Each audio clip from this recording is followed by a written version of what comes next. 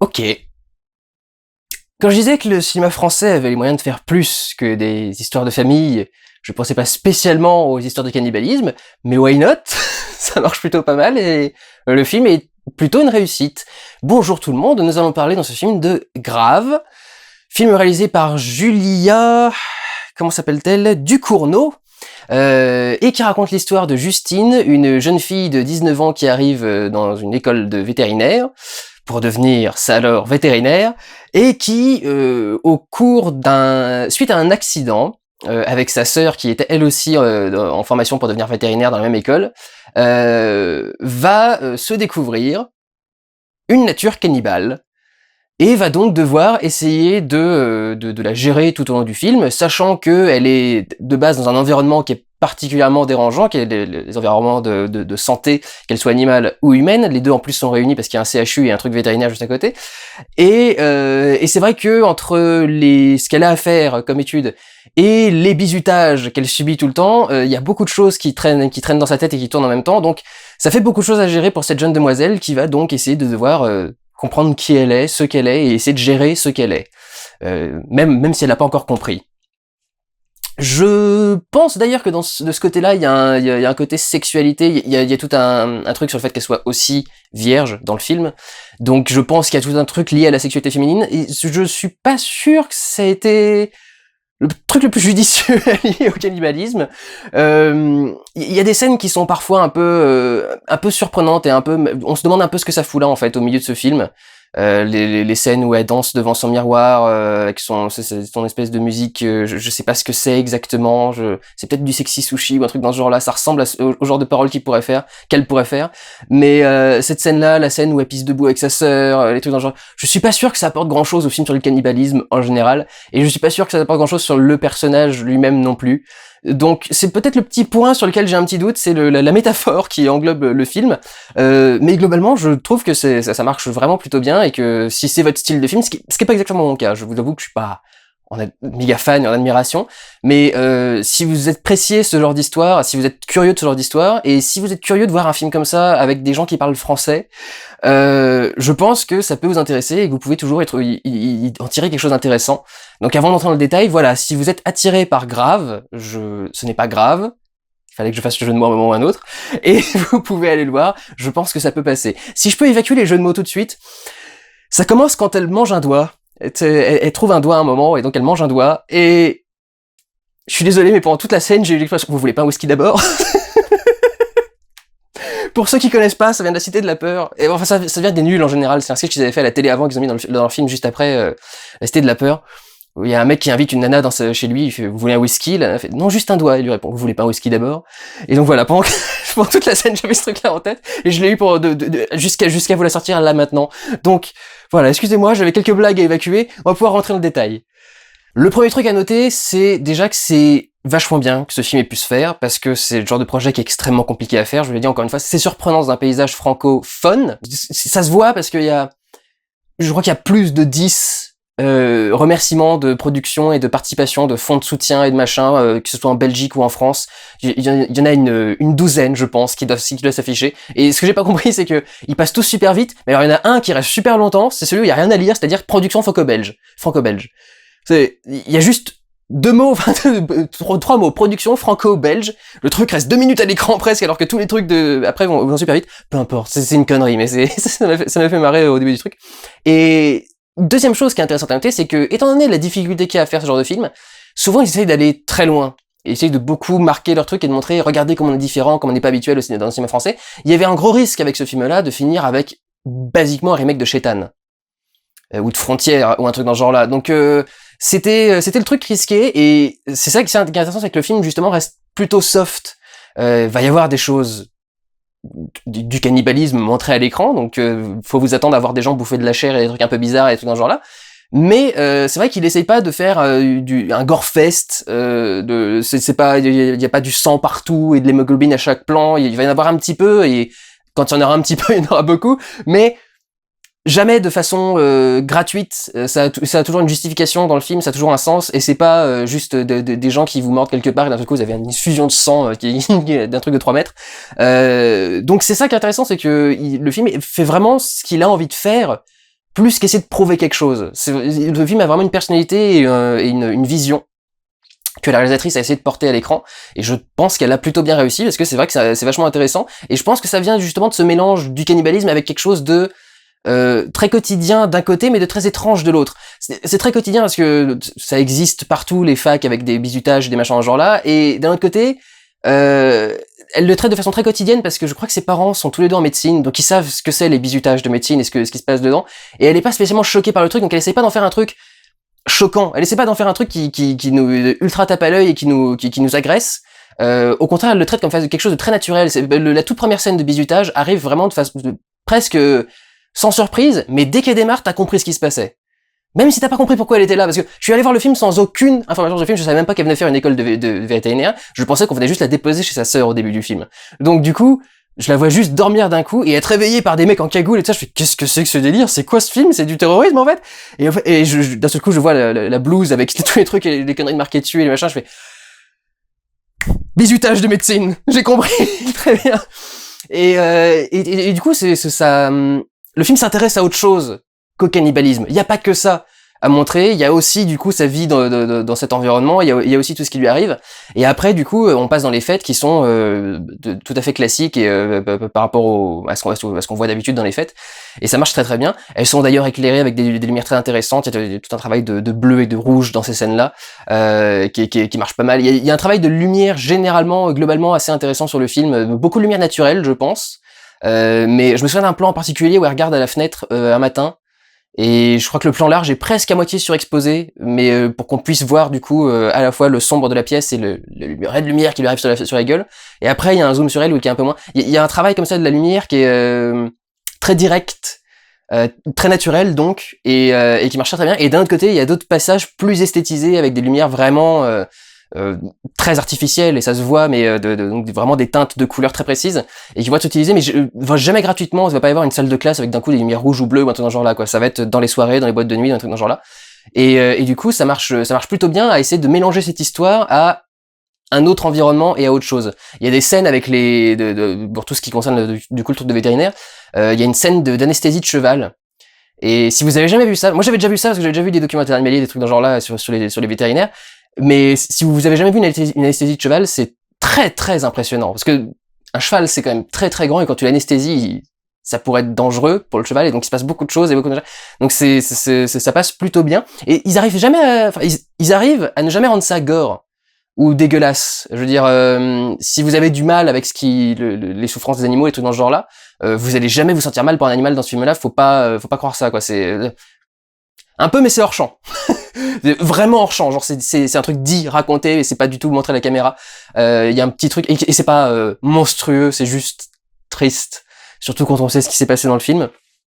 Mais c'est vrai que du coup il y a une façon de rendre ça quand même supportable. Il y a une autopsie de chien à un moment, et ça pourrait être particulier, et au final non, ça passe plutôt bien.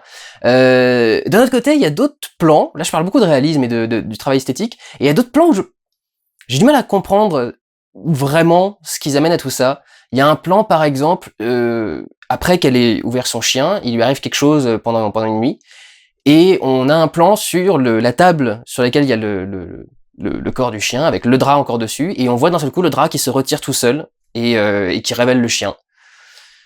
Et comme on l'a déjà vu avant, je vois pas ce que ça prouve. Comme on montre rien de spécial sur le chien, je vois pas ce que ça prouve aussi. Le côté onirique du drap qui se retire tout seul, je sais pas d'un seul coup pourquoi est-ce que ça vient se mélanger au reste du film qui est plutôt concret jusque-là. Donc voilà, ce genre de petits plans comme ça, j'ai pas trouvé que ce soit très nécessaire. Et il y a 2-3 trucs comme ça que j'ai pas trouvé très nécessaires. Elle a un coloc, Justine, qui s'appelle Adrien, qui est gay. Et du coup, il y a un plan où elle le surprend en train de se faire sucer par un mec. Et je sais pas si c'était vraiment nécessaire de garder une coupe de 1 minute à entendre Adrien se faire sucer à travers la porte. Je sais pas si c'était essentiel à recevoir. Il peut peut-être y avoir un truc particulier par rapport à Justine. Ça pourrait peut-être l'avoir marqué elle, mais même pour ça, je suis pas sûr. Et il y a une scène qui se passe plus tard dans une station essence avec un routier. Et pareil, j'ai pas compris l'intérêt de ce truc. Et j'ai pas très bien compris ce que ça apportait au film, et ce que ça disait ni sur le film, ni sur les personnages, ni sur quoi que ce soit. Donc, je sais pas. Alors d'ailleurs, tant qu'on y est, je vais faire une liste de tout ce que j'ai trouvé un peu malvenu dans le film. Le passage où il parle de sida et de viol, j'ai pas vu non plus ce que ça apportait de très intéressant et de consistant à tout ça. Il y a une scène où elle se met à vomir des cheveux, et je sais pas d'où ils lui viennent exactement, c'est-à-dire que pour en arriver à cette quantité-là, faudrait qu'il y ait eu un gros truc. Donc un peu comme le plan du chien, je sais pas si c'est du surnaturel, ou si c'est une métaphore, ou si c'est autre chose. Il y a un plan où on voit quelqu'un lécher un œil, et le plan pourrait bien passer si juste il y avait pas la Justine derrière qui est comme ça au milieu des deux mecs en train de faire un truc. Et le plan du léchage de l'œil lui-même, je trouve pas. C'est oh regardez, il faut un truc presque cannibale et tout. Ouais. Donc voilà, j'ai pas trouvé que c'était très bienvenu, mais bon. Et je crois que le premier truc qui m'a j'ai failli mal partir dans le film parce que genre de la première scène, il y a une deuxième scène. Dans la deuxième scène, il y a un truc qui va pas. Enfin, qui va pas. Il y a la meuf était dans un resto route ou un truc dans ce genre-là, elle demande de la purée. Et dans sa purée, il y a une boulette de viande. Et je voudrais bien qu'on m'explique comment une boulette de viande débarque dans un énorme plat de purée. Enfin, ça faisait tellement fait exprès, gros. À un moment, j'ai même cru qu'en fait, c'était les parents et la fille qui faisaient une arnaque, qui avaient fait semblant de foutre un truc dans la purée pour pouvoir ensuite faire une arnaque et pouvoir gueuler. Je croyais que ça partait comme ça, du coup, au début. Je trouvais que cette scène-là, vraiment, se mélangeait pas du tout au reste et que c'était très malvenu. Mais, en dehors de ça, toutes les scènes sont plutôt bonnes, bien écrites, apportent quelque chose au développement de l'histoire et au développement du personnage et au développement de l'ambiance même, au minimum, si ça fait pas développer quoi que ce soit d'autre. Donc ça marche vraiment plutôt bien, juste à quelques petits moments, il y a des petites phrases ou des petites scènes sur lesquelles j'ai des petits doutes. Le film est en plus très très bien tourné, il y a toujours des très beaux plans, des trucs... Je suis le seul à remarquer ça, mais le CHU qui est filmé dans ce film est super beau. Je suis le seul mec au monde qui fera des commentaires comme ça, mais ils ont un putain de CHU avec des trucs, ça fait plein de, on dirait des espèces de peintures en perspective, des dessins en perspective des années 30 ou un truc dans ce genre-là, où il y a des trucs, plein de petites fenêtres parallèles, et puis d'un seul coup, ça fait une petite verrière ici, une petite verrière ici, puis ça fait plein de petits morceaux et tout, ça fait plein de petites lignes de perspective. C'est super beau. Je suis navré. C'est encore le genre de truc, je suis le seul à regarder ce genre de truc, mais je trouve que leur CHU est très bien filmé, et il y a beaucoup de très beaux plans, et les environnements, du coup, en général du film sont très bons et très bien faits. Ce qui marche aussi plutôt bien, c'est toute comment se développe l'histoire liée au cannibalisme et la relation du coup avec la sœur. J'ai juste un souci avec la relation avec la sœur, c'est pour ça que j'ai un petit doute là en parlant. J'ai juste un souci en fait avec la relation avec la sœur, c'est que je trouve qu'elle se finit de façon totalement pas crédible. Comment en parler sans essayer sans spoiler. Déjà à un moment elles s'engueulent en public et elles se battent plus ou moins. Et c'est une des bastons les plus pourries et les plus ridicules que j'ai vues dans un film. Et ça fait vraiment le combat de filles pour le coup, parce qu'elles sont juste en train de se tirer les cheveux et de se mordre. Et au bout d'un moment, tape. Même si c'est ta sœur, tu tapes, quoi. Je suis désolé. Vu ce qu'elles font dans la scène, c'est pas en général, mais vu ce qu'elles font dans la scène, il se passe quelque chose vraiment en fin de film qui, pour moi, devrait finir la relation entre les deux sœurs. Pour moi, à partir de ce moment-là, dans le principe, elles se parlent plus jamais de leur vie. Limite, elles se bouffent l'une l'autre. Enfin, pour moi, c'est la façon de gérer cet élément de fin ne passe pas bien du tout. Et je trouve que toute la façon de terminer la relation entre les deux sœurs et leur enjeu et tout ce qui s'ensuit rate quelque chose. Il y a un truc ils auraient dû aller plus loin ou plus fort ou un truc dans ce genre-là. Je trouve que à ce moment-là, ça devient pas très réaliste finalement. Donc ouais, du coup, j'ai du mal avec ça. D'un autre côté, et alors que j'avais vu venir le retournement de toute fin, le dernier retournement avant que le générique démarre, je l'avais vu venir depuis le début, mais d'un autre côté, il est parfaitement amené. Il marche super bien. La scène qui l'a précédé était parfaite pour l'amener. Donc c'est vrai que bah voilà quoi, c'est la fin est un peu en demi-teinte pour moi. Je trouve qu'il y a une très légère baisse de qualité sur la toute fin et que il y a beaucoup de choses qui sont très fait exprès.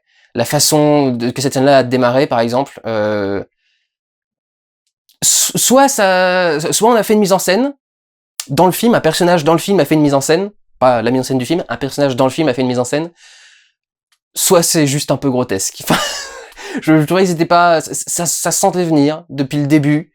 Et une fois que tu révèles le truc, tu fais ouais, ça se sent venir, mais parce que c'est un peu grotesque, c'est un peu abusé comme truc, et j'aurais pas, je trouve pas que ça marche très très bien.